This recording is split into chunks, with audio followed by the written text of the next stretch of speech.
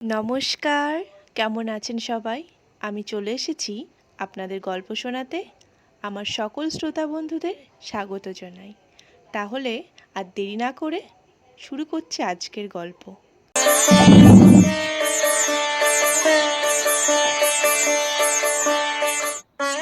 রানীহাটের জমিদার সারদাশঙ্কর বাবুদের বাড়ির বিধবা বউটির বাপের বংশে কেউই ছিল না।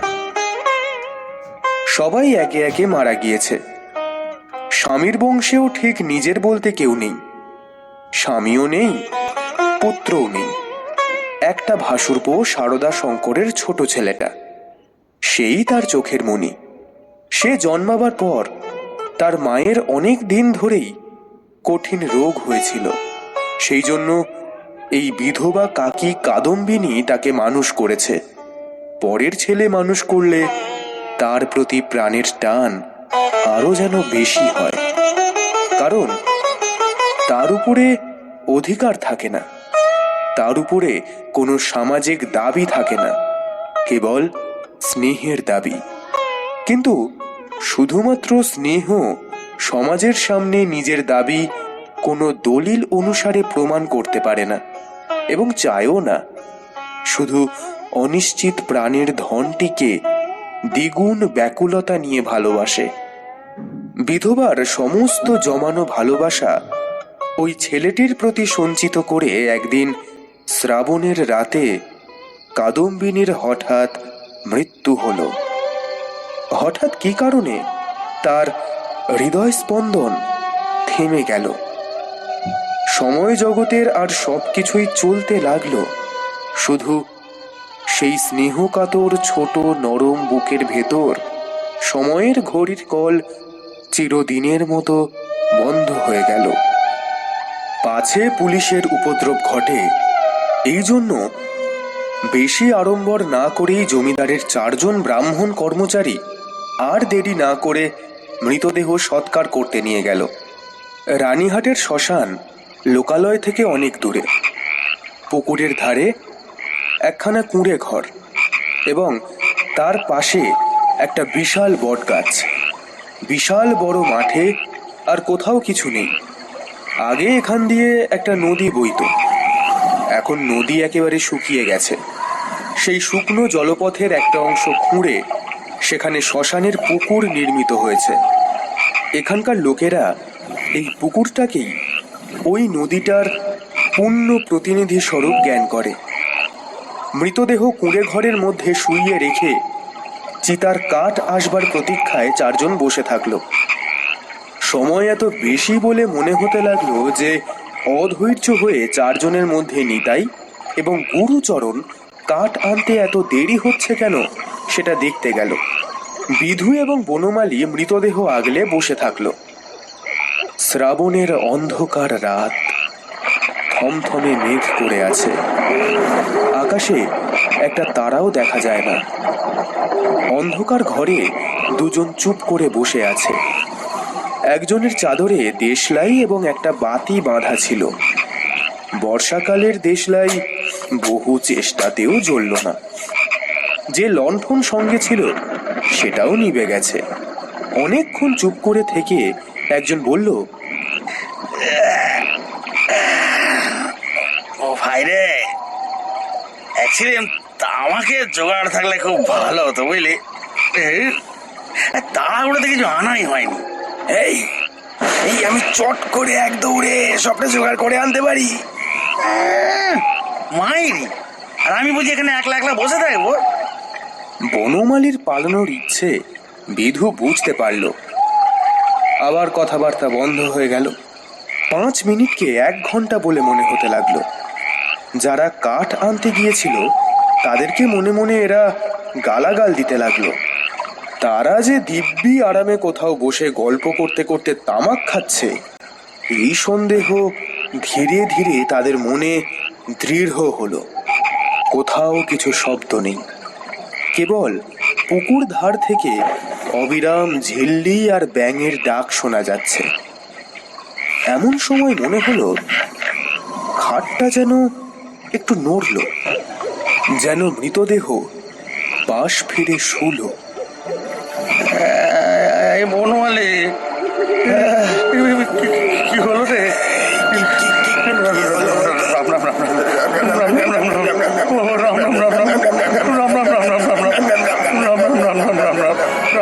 রাম রাম রাম রাম।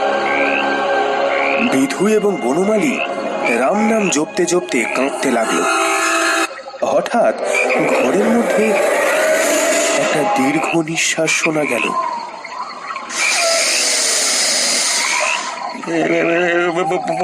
বনমালী, পালা পালা পালা রে, বিধু আর বনমালী এক মুহূর্তে ঘর থেকে লাফ দিয়ে বের হয়ে গ্রামের দিকে দৌড় দিল। প্রায় ক্রোশ দেড়েক পথ গিয়ে দেখল তাদের বাকি দুই সঙ্গী লণ্ঠন হাতে ফিরে আসছে। তারা আসলে তামাক খেতে গিয়েছিল। কাঠের কোনো খবর তারা জানে না, তবুও তারা খবর দিল যে গাছ কেটে কাঠ চেলা করা হচ্ছে, এক্ষুনি রওনা হবে। তখন বিধু আর বনমালী কুঁড়ে ঘরের সমস্ত ঘটনা তাদেরকে বলল। নিতাই এবং গুরুচরণ অবিশ্বাস করে উড়িয়ে দিল এবং কর্তব্য ত্যাগ করে আসার জন্য অপর দুজনের প্রতি অত্যন্ত রাগ করে তাদেরকে বিস্তর গালিগালাজ করতে লাগলো।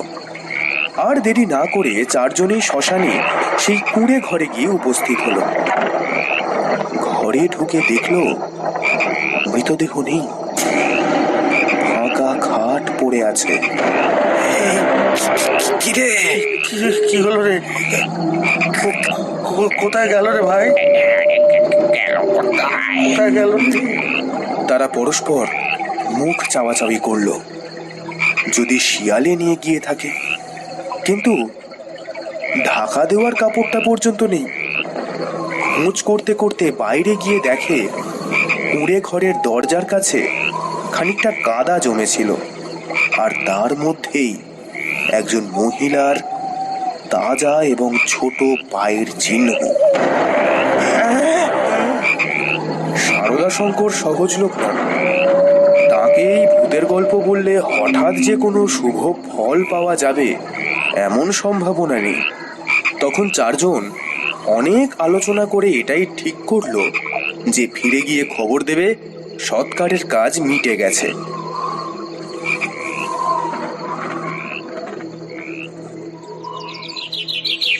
ভোরের দিকে যারা কাঠ নিয়ে এলো তারা খবর পেল যে দেরি দেখে অনেক আগেই কাজ শেষ করা হয়েছে।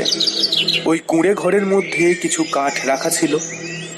এই নিয়ে কারোর সহজে সন্দেহ হতে পারে না, কারণ মৃতদেহ এমন কিছু বহুমূল্য সম্পত্তি নয় যে কেউ ফাঁকি দিয়ে সেটা চুরি করে নিয়ে যাবে। সকলেই জানেন, জীবনের যখন কোনো লক্ষণ পাওয়া যায় না তখনও অনেক সময় জীবন প্রচ্ছন্নভাবে থাকে এবং সময় মতো আবারও আপাত মৃত মনে হওয়া দেহে তার প্রাণের ক্রিয়াকলাপ শুরু হয়। কাদম্বিনীও মরেনি, হঠাৎ কোনো কারণে তার জীবনের ক্রিয়া বন্ধ হয়েছিল। যখন সে সচেতন হয়ে উঠল দেখল চারদিকে গাঢ় অন্ধকার। এটা এটা কোন জায়গা?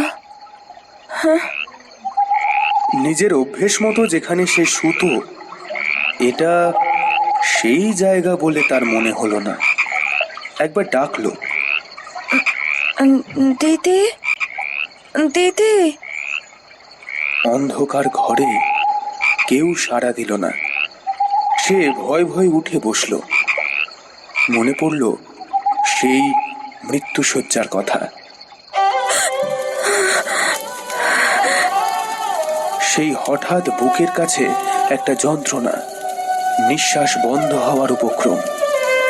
তার বড় যা ঘরের কোণে বসে একটা উনুনে খোকার জন্য দুধ গরম করছিল। কাদম্বিনী আর দাঁড়াতে না পেরে বিছানার উপর আছাড় খেয়ে পড়ল। ধরা গলায় সে ডাকল, দিদি, দিদি, একবার খোকাকে নিয়ে আসো দিদি। আমার প্রাণটা কেমন করছে দিদি।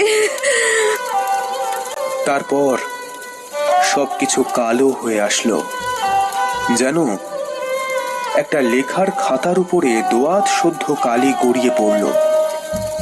কাদম্বিনীর সমস্ত স্মৃতি এবং চেতনা, বিশ্বগ্রন্থের সমস্ত অক্ষর এক মুহূর্তে মিলে মিশে একাকার হয়ে গেল।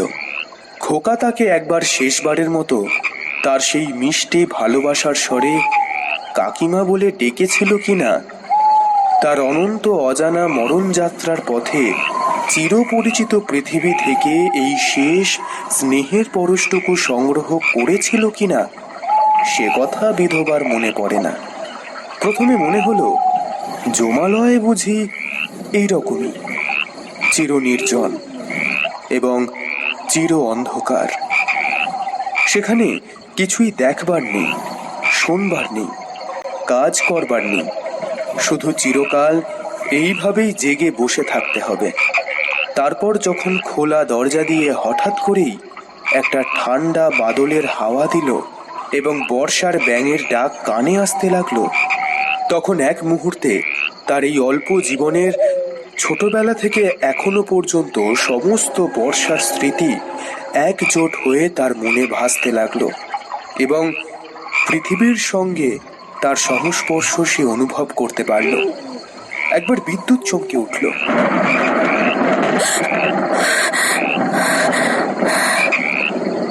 সামনে পুকুর, বটগাছ, বিশাল মাঠ এবং দূরে গাছের সারি এক পলকে তার চোখে পড়ল।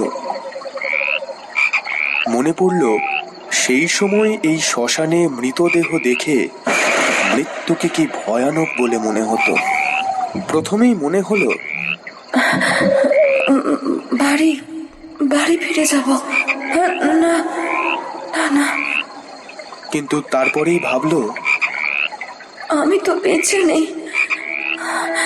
না, আমি তো বেঁচে নেই। আমাকে আমাকে বাড়িতে নেবে কেন? সেখানে যে অমঙ্গল হবে আমি গেলে। জীবরাজ্য থেকে আমি যে চির নির্বাসিত হয়ে গেছি, আমি যে আমার প্রেতাত্মা।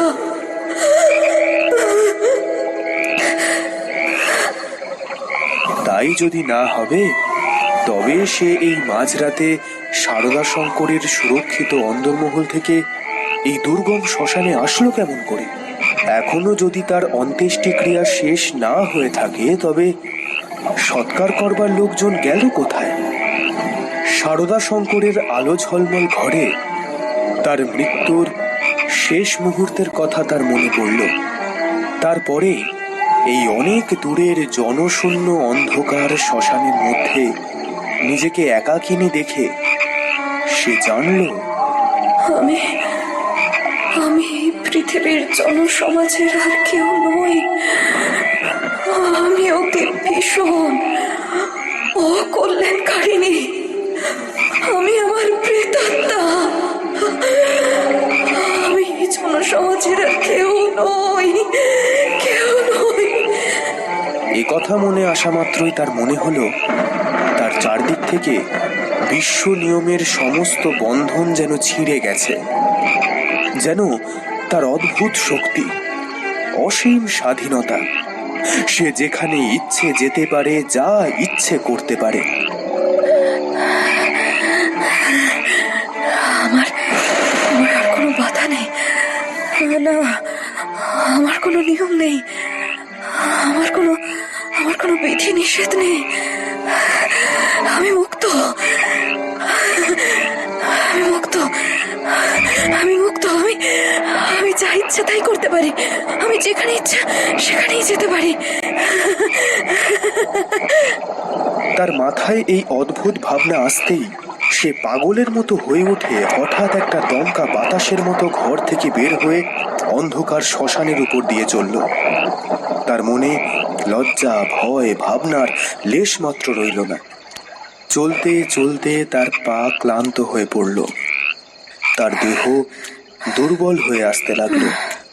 মাঠের পর মাঠ আর শেষ হয় না।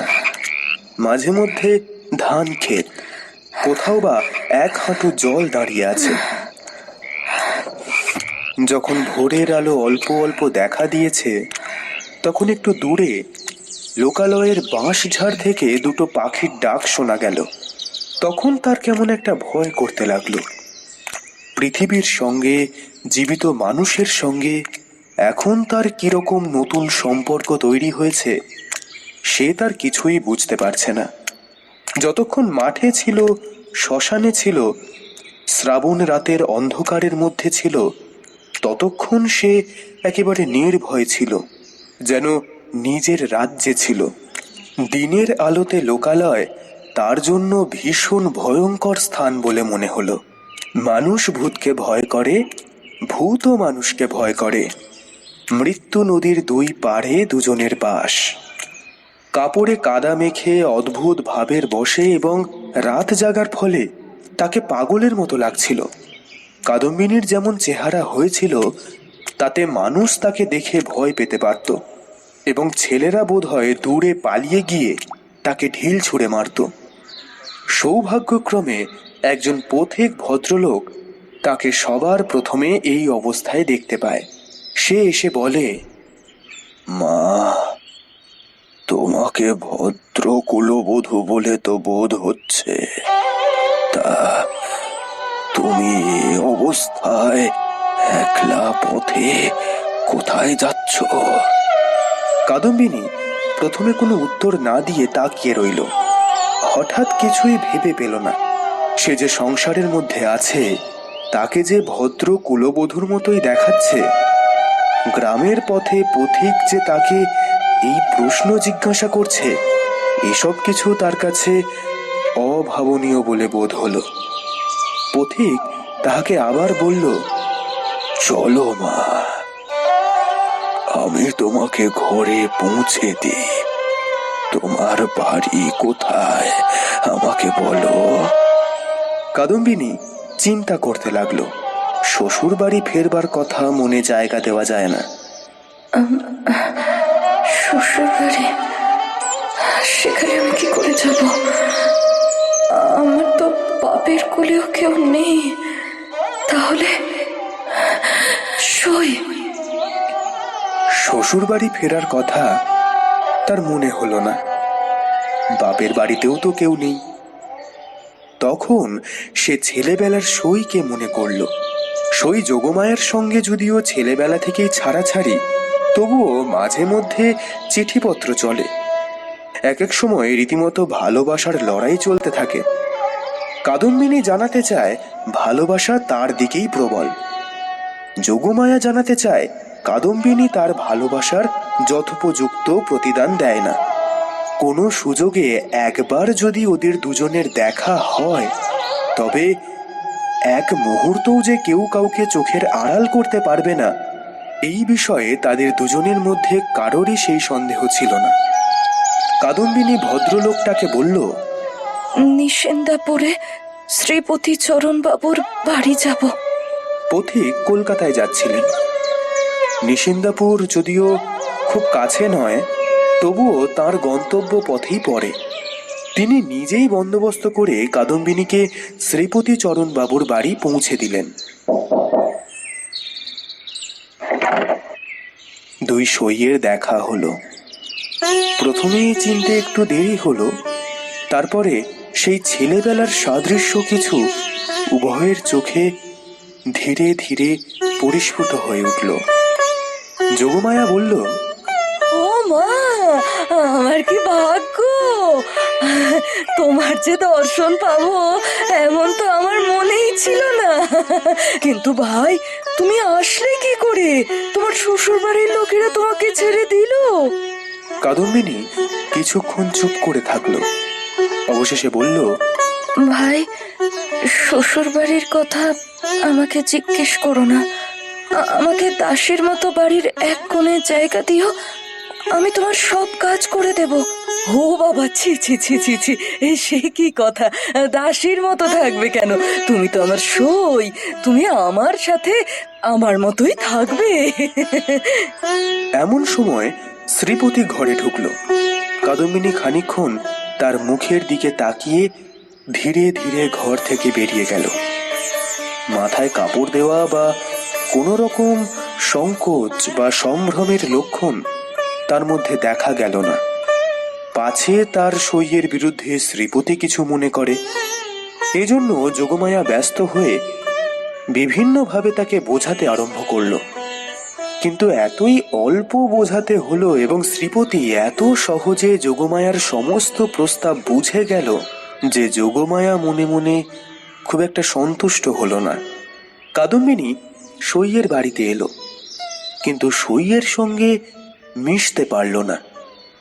মাঝে মৃত্যুর ব্যবধান। নিজের সম্বন্ধে সবসময় একটা সন্দেহ এবং একটা চেতনা থাকলে পরের সঙ্গে মেলামেশা করা যায় না। কাদম্বিনী যোগমায়ার মুখের দিকে তাকায় এবং কি যেন ভাবে। স্বামী এবং ঘরকন্যা নিয়ে ও যেন অনেক দূরের কোনো এক জগৎ। স্নেহ, মমতা এবং সমস্ত কর্তব্য নিয়ে ও যেন পৃথিবীর লোক, আর আমি যেন শূন্য ছায়া। ও যেন অস্তিত্বের দেশে, আর আমি যেন অনন্তের মধ্যে। যোগমায়ারও কেমন কেমন লাগলো, কিছুই বুঝতে পারল না। স্ত্রী লোক আবার রহস্য সহ্য করতে পারে না, কারণ অনিশ্চিতকে নিয়ে কবিত্ব করা যায়, বীরত্ব করা যায়, পাণ্ডিত্য করা যায়, কিন্তু ঘর কন্যা করা যায় না। এই জন্য স্ত্রীলোক যেটা বুঝতে পারে না, হয় সেটার অস্তিত্ব মুছে দিয়ে তার সঙ্গে কোনো সম্পর্ক রাখে না, না হলে তাকে নিজের হাতে নতুন রূপ দিয়ে নিজের ব্যবহারযোগ্য একটা সামগ্রী গড়ে নেয়। যদি এই দুইয়ের মধ্যে কোনোটাই না পারে, তাহলে তার উপর ভীষণ রাগ করে। কাদম্বিনীকে যতই বুঝতে ওর অসুবিধা হতে লাগলো, যোগমায়া ততই তার উপর রাগতে লাগলো। ভাবলো, ওফ, এ কি উপদ্রব আমার ঘরের উপর এসে জুটলো। হ্যাঁ, আবার আর এক বিপদ। কাদম্বিনীর নিজেকেই নিজে ভয় করে। সে নিজের কাছ থেকে নিজে কিছুতেই পালাতে পারে না। যাদের ভূতের ভয় আছে তারা নিজের পিছন দিককে ভয় করে, যেখানে নজর যায় না সেখানেই ভয়। কিন্তু কাদম্বিনীর নিজের মধ্যেই সব থেকে বেশি ভয়, বাইরে তার ভয় নেই। সেজন্য জনহীন দুপুরে সে একা ঘরে এক একদিন চিৎকার করে উঠত, এবং সন্ধেবেলায় প্রদীপের আলোয় নিজের ছায়া দেখলে তার কেমন গা ছমছম করত।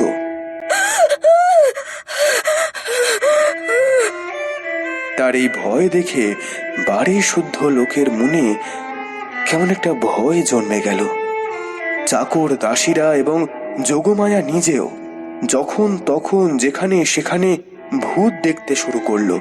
একদিন এমন হলো, কাদম্বিনী মাঝ রাতে নিজের শোয়ার ঘর থেকে কাঁদতে কাঁদতে বের হয়ে এসে সোজা একেবারে যোগমায়ার ঘরের দরজার কাছে এসে দাঁড়ালো।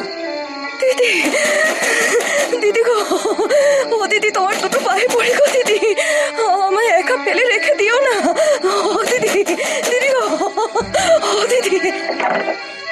আরে আরে, কি করছো?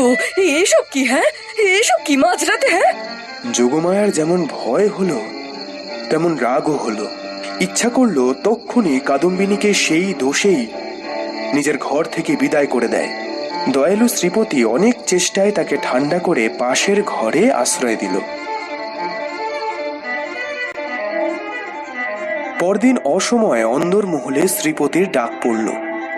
যোগমায়া তাকে হঠাৎ করেই ভর্ৎসনা করতে আরম্ভ করলো। হ্যাঁ গা, তুমি কেমন ধারা লোক গো? হ্যাঁ, একজন মেয়ে মানুষ নিজের শ্বশুর বাড়ি ছেড়ে তোমার ঘরে এসে ঠাঁই নিল, আর মাসখানেক হয়ে গেল তবুও যাওয়ার নাম নেই, আর তোমার মুখে যে একটু আপত্তিও শুনি না। হ্যাঁ, এই তোমার মনের ভাবটা আমাকে একটু বুঝিয়ে বলো তো দেখি। তোমরা পুরুষ মানুষরা না সব এমনই জাত বটে। সত্যি, সাধারণ স্ত্রী জাতির ওপরে পুরুষ মানুষের একটা নির্বিচার এক চোখমি আছে, এবং সেই জন্য স্ত্রী লোকেরাই তাদেরকে বেশি অপরাধী করে।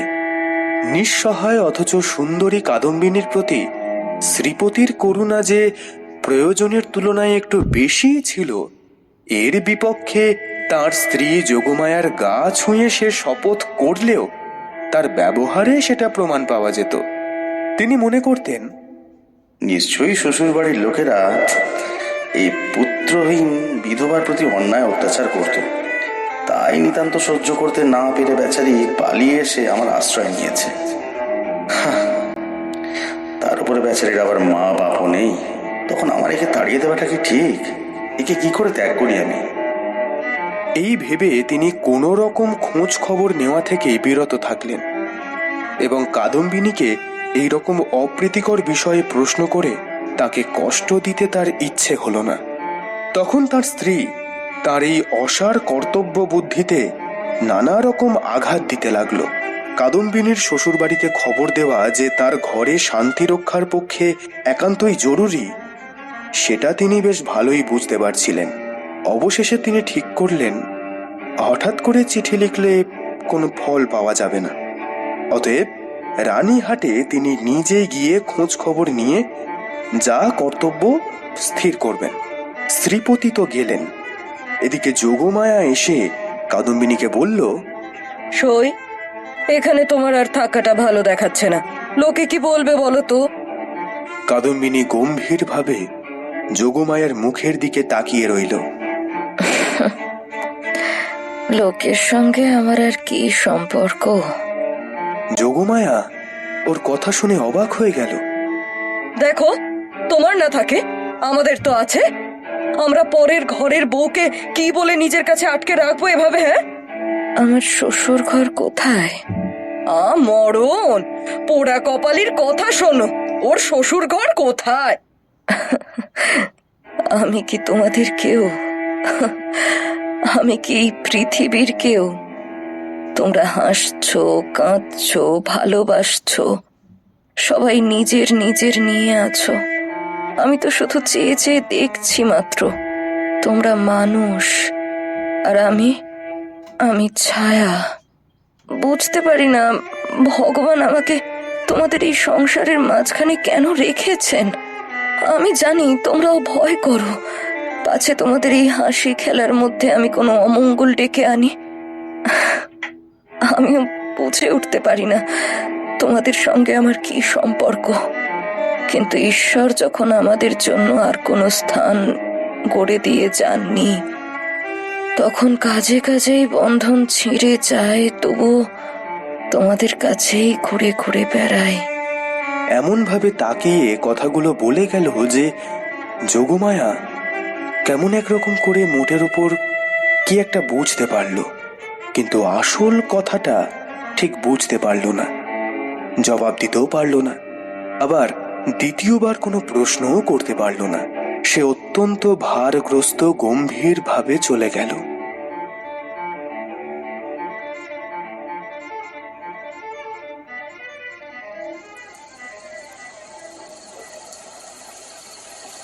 রাত প্রায় যখন 10টা, তখন শ্রীপতি রানীহাট থেকে ফিরে আসলেন। মুষলধারে বৃষ্টিতে পৃথিবী ভেসে যাচ্ছে। বারবার তার ঝড়ঝড় শব্দে মনে হচ্ছে বৃষ্টির শেষ নেই, আর আজ রাত্রিরও শেষ নেই। যোগমায়া জিজ্ঞেস করলেন, কি গো, কি হলো? সে অনেক কথা, পরে হবে। এই কথাটা বলেই শ্রীপতি কাপড় ছেড়ে খাবার দাবার খেয়ে তারপর তামাক খেয়ে শুতে গেলেন। তাকে দেখে অত্যন্ত চিন্তিত বলে মনে হলো। যোগমায়া অনেকক্ষণ নিজের মনের মধ্যে কৌতূহল চেপে রেখেছিল। বিছানায় যেতে না যেতে জিজ্ঞেস করল, এ কি গো, কি শুনলে বলো? বলো। আমার মনে হয় তুমি নিশ্চয়ই কিছু একটা ভুল করছো, বুঝলে? কি আমি ভুল করেছি? হ্যাঁ, এই কথাটা শোনা মাত্র যোগমায়া মনে মনে খানিক রাগ করল। ভুল মেয়েরা কখনোই করে না, যদি বা করে তবে কোনো বুদ্ধিমান পুরুষের সেটা উল্লেখ করে দেওয়া উচিত নয়। নিজের ঘাড় পেতে নেওয়াই সুযুক্তি। যোগমায়া একটু উত্তপ্ত হয়ে উঠল। তা কিরকম শুনি? দেখো, যে মহিলাটাকে তুমি তোমার সই হিসেবে ঘরে এনে রেখেছো, আমার কিন্তু মনে হয় সে তোমার সই কাদম্বিনী নয়। আমার সই কাদম্বিনী নয়? এমন ধরনের কথা শুনলে সহজেই রাগ হতে পারে, বিশেষ করে নিজের স্বামীর মুখে শুনলে তো কোনো কথাই নেই। আমার সইকে আমি চিনি না, তোমার কাছ থেকে আমাকে চিনে নিতে হবে এখন? কি কথার ছিরি তোমার! না না, তুমি বুঝতে পারছো না। শ্রীপতি বোঝালেন, এখানে কথার ছিঁড়ি নিয়ে কোনো রকম তর্ক হচ্ছে না, প্রমাণ দেখাতে হবে। যোগমায়ার সই কাদম্বিনী যে মারা গেছে তাতে কোনো সন্দেহ নেই। যোগমায়া বলল, এই শোনো, তুমি নিশ্চয়ই কোনো একটা গোল পাকিয়ে এসেছো, বুঝলে? কোথায় যেতে গিয়ে কোথায় গিয়ে বসে আছো, কি শুনতে কি শুনেছো তার কোনো ঠিক নেই। তোমাকে একা কে যেতে বললো শুনি? একটা চিঠি লিখে দিলেই তো সবকিছু পরিষ্কার হয়ে যেত। তুমি বোঝার চেষ্টা কি করো। বুঝবো শুনি? কি বুঝবো? আরে আমি তোমাকে প্রমাণ দিতে পারি। কিসের প্রমাণ দেবে? আমার সই, আমি সেটা জানবো না? আরে কিন্তু আমি যেটা শুনে এলাম সেটা কি কি করে? শুনে এলে তুমি? একা একা গেছো কোথায়? যেতে কোথায় গেছো? নিজের এই নিপুণ কাজের প্রতি নিজেরই স্ত্রীর এই অবিশ্বাস দেখে শ্রীপতি একটু ক্ষুণ্ণ হলো। সে আরো বিস্তারিতভাবে সমস্ত রকম প্রমাণ দেখাতে লাগলো, কিন্তু তাতেও কোনো ফল হলো না। দুজনেই হ্যাঁ না করতে করতে সারা রাত দুপুর গড়িয়ে গেল। যদিও কাদম্বিনীকে এই মুহূর্তেই ঘর থেকে বের করে দেওয়া যায় এবং এই সম্বন্ধে স্বামী এবং স্ত্রী কারোর মধ্যেই মতভেদ ছিল না, কারণ শ্রীপতির বিশ্বাস তার অতিথি ছদ্ম পরিচয়ে তার স্ত্রীকে এতদিন ঠকিয়ে এসেছে এবং যোগমায়ের বিশ্বাস সে কুলোত্যাগিনী। তবুও তাদের এই তর্কটা সম্বন্ধে তাদের মধ্যে কেউই হার মানতে চাইল না। তাদের দুজনের গলার স্বর আস্তে আস্তে আস্তে আস্তে বাড়তে লাগলো।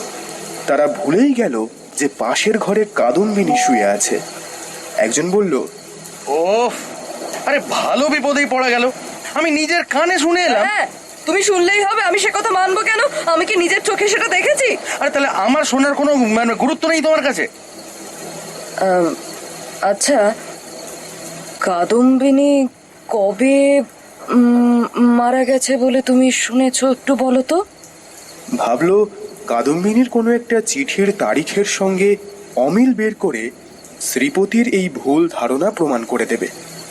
কিন্তু শ্রীপতি যে তারিখের কথা বললেন, তারা দুজনে হিসাব করে দেখলেন যেদিন সন্ধেবেলায় কাদম্বিনী তাদের বাড়িতে আসে সে তারিখ ঠিক তার আগের দিনের। এটা শোনা মাত্রই যোগমায়ের বুকটা হঠাৎ কেঁপে উঠল। শ্রীপতিরও কেমন একরকম মনে হলো। এমন সময় তাদের ঘরের দরজা খুলে গেল। একটা বাদলের বাতাস এসে প্রদীপটা ফস করে নিভিয়ে দিল। বাইরের অন্ধকার ঘরে প্রবেশ করে ঘরটাকে অন্ধকার করে তুলল। কাদম্বিনী একেবারে ঘরের ভিতর এসে দাঁড়ালো। তখন রাত প্রায় 2:30। বাইরে অবিরাম বৃষ্টি পড়ছে। কাদম্বিনী বলল, সই, আমি তোমার সেই কাদম্বিনী, কিন্তু আমি এখন আর বেঁচে নেই, আমি মরে গেছি। ও মা গো, এ কি কথা? যোগমায়া ভয় চিৎকার করে উঠল। শ্রীপতির মুখ দিয়ে কোনো কথা বেরোলো না। হ্যাঁ, আমি মরে গেছি, কিন্তু মরে গেছি ছাড়া আর আমার কি অপরাধ আছে? কি অপরাধ আমি করেছি আমাকে বলো।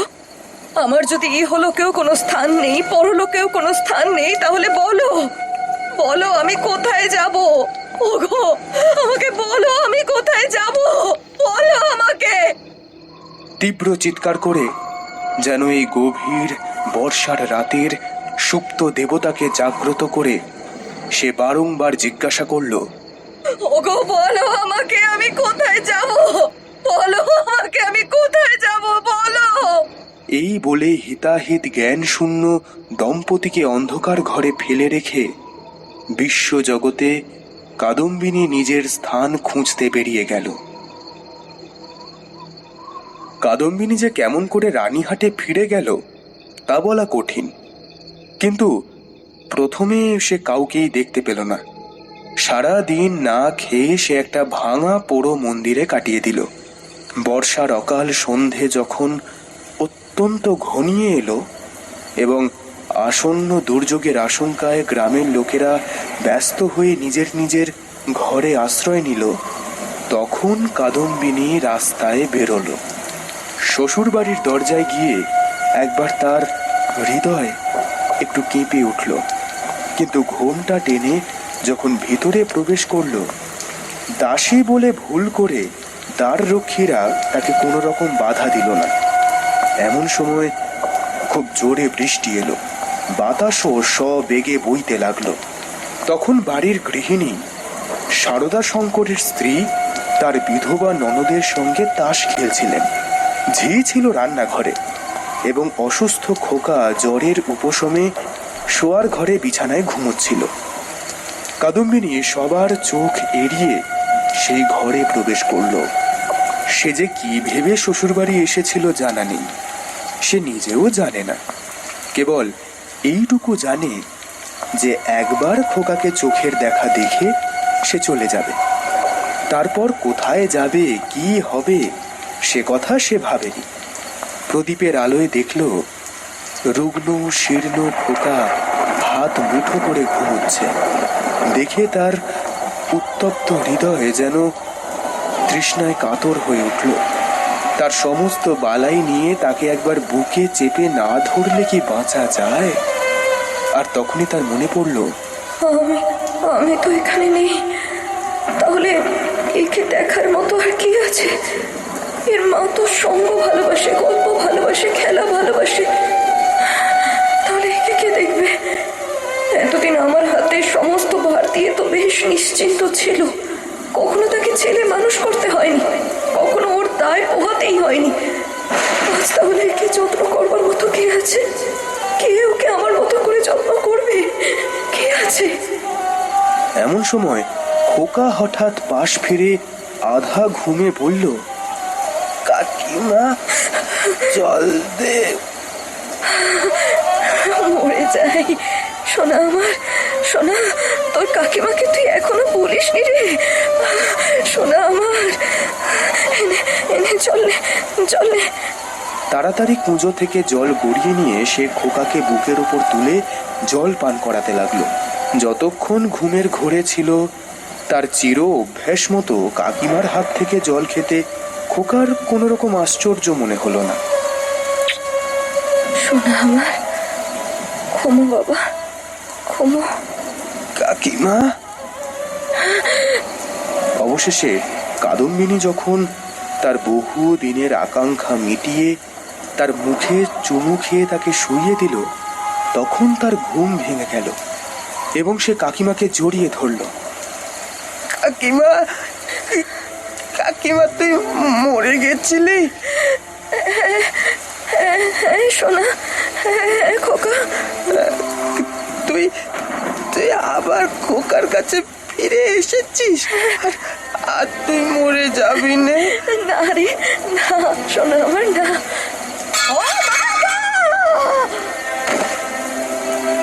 এর উত্তর দেবার আগেই একটা গন্ডগোল বাঁধল। ঝি এক বাটি সাগু হাতে করে ঘরে প্রবেশ করেছিল। হঠাৎ করেই বাটি ফেলে দিয়ে সে আছাড় খেয়ে পড়ে গেল। চিৎকার শুনে তাস ফেলে গিন্নি ছুটে আসলেন। ঘরে ঢুকতেই তিনি একেবারে কাঠের মতো হয়ে গেলেন। পালাতেও পারলেন না, মুখ দিয়ে একটা কথাও সরল না।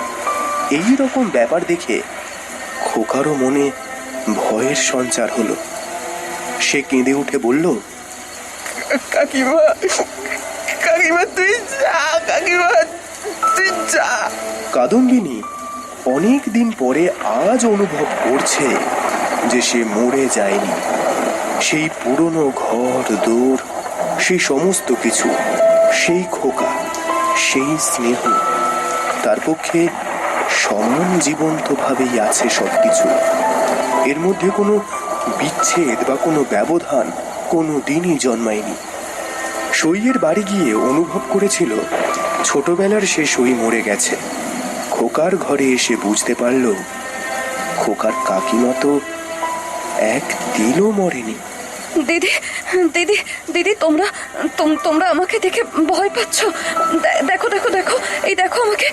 আমি তো ঠিক তেমনই আছি দিদি, তোমাদের সেই কাদম্বিনী তো আছি, দেখো। গিন্নি আর দাঁড়িয়ে থাকতে পারলেন না, তিনি অজ্ঞান হয়ে মাটিতে পড়ে গেলেন। বোনের কাছে খবর পেয়ে সারদা শঙ্করবাবু নিজে অন্দরমহলে এসে উপস্থিত হলেন।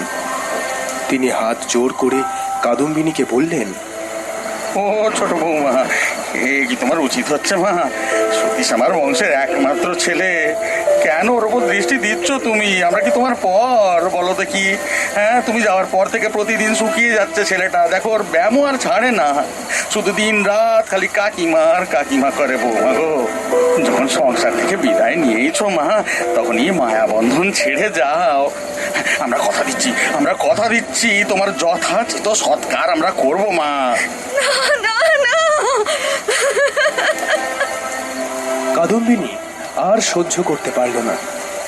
ওগো ওগো, আমি মরিনি গো, আমি মরিনি। আমি কেমন করে তোমাদেরকে বোঝাবো যে আমি মরিনি? এই দেখো, এই দেখো, এই দেখো, দেখো দেখো, আমি বেঁচে আছি। দেখো দেখো দেখো, আমি বেঁচে আছি। এই দেখো দেখো। বলেই কাঁসার বাটিটা মাটি থেকে তুলে কপালে আঘাত করতে লাগলো। কপাল ফেটে রক্ত বের হতে লাগলো। এই দেখো দেখো দেখো, আমি বেঁচে আছি। দেখো দেখো, আমি বেঁচে আছি। দেখো দেখো। সারদা শঙ্কর মূর্তির মতো দাঁড়িয়ে রইলেন। খোকা ভয় বাবাকে ডাকতে লাগলো। বাড়ির গিন্নি এবং ঝি জ্ঞান শূন্য অবস্থায় মাটিতে পড়ে রইল। তখনও কাদম্বিনী ওগো ওগো, আমি মরিনি গো, আমি মরিনি, আমি মরিনি গো, আমি মরিনি, আমি মরিনি, আমি মরিনি।